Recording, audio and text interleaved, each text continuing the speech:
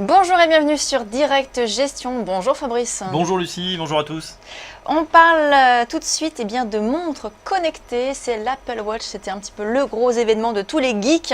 Hier soir, donc à 18h, heure française, en direct de San Francisco, Tim Cook s'est glissé dans les baskets de Steve Jobs et il a présenté donc le produit novateur depuis la mort de l'emblématique patron. C'est l'Apple Watch, la Watch. Et oui, avec Apple, plus grosse capitalisation mondiale, près de 700 milliards de dollars, des bénéfices trimestriels gigantesques. Chaque lancement de nouveaux produits est un événement en soi, d'autant que la firme à la pomme ne présente pas cette fois un énième iPhone ou MacBook, mais bien un produit totalement novateur, la montre connectée. Et de quoi alors il s'agit exactement? À quoi ça sert une smartwatch? C'est bien le problème, Lucie. La montre connectée, tout le monde en parle, mais personne n'en porte. La montre connectée, ce n'est pas tant une vulgaire toquante qu'un petit bijou d'électronique bourré de capteurs de rythme cardiaque, de mouvement. Elle se destine dans un premier temps aux sportifs, mais pas seulement.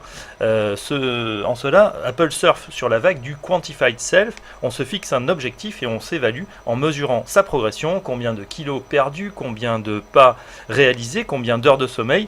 Ce n'est pas tout. Connecté bien entendu à un téléphone de la même marque, votre montre sera désormais capable de vous avertir de vos mails, de vos messages, de regarder vos photos, d'appeler et même de payer via la PayPay. Pourquoi pas de trader? Certaines applications sont déjà lancées. Alors l'Apple n'est pourtant pas un pionnier dans la matière. Alors pourquoi est-ce qu'il se lance sur ce marché aujourd'hui?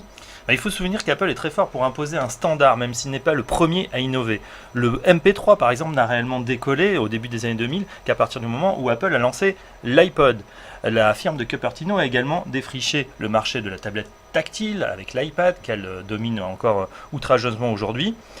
LG, Samsung ou encore Sony ont déjà lancé des smartwatches, mais on attend qu'Apple, grâce à son nouveau produit, booste les ventes et les autres concurrents se frottent les mains car ils vont bénéficier d'un effet de halo. Alors justement, quel est le marché estimé?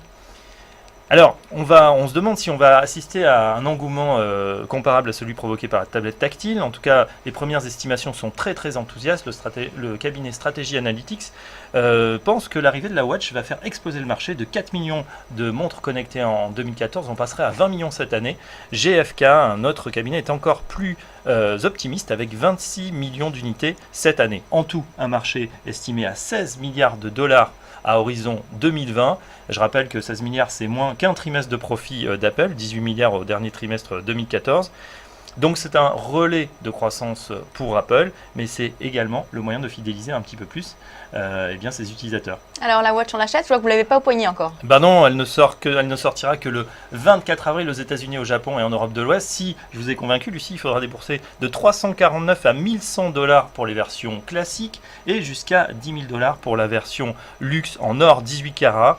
On rappelle, moins cher et plus autonome qu'une concurrente française existe. Le français Withings a lancé une montre connectée capable de tenir 8 mois, alors qu'il faudra recharger la smartwatch d'Apple tous les jours.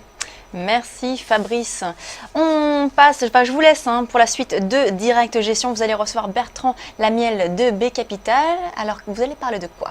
On va parler de la gestion sous mandat et puis il en réserve une flopée de valeurs plus ou moins intéressantes. En tout cas, il va nous dire quels sont ses choix en ce moment.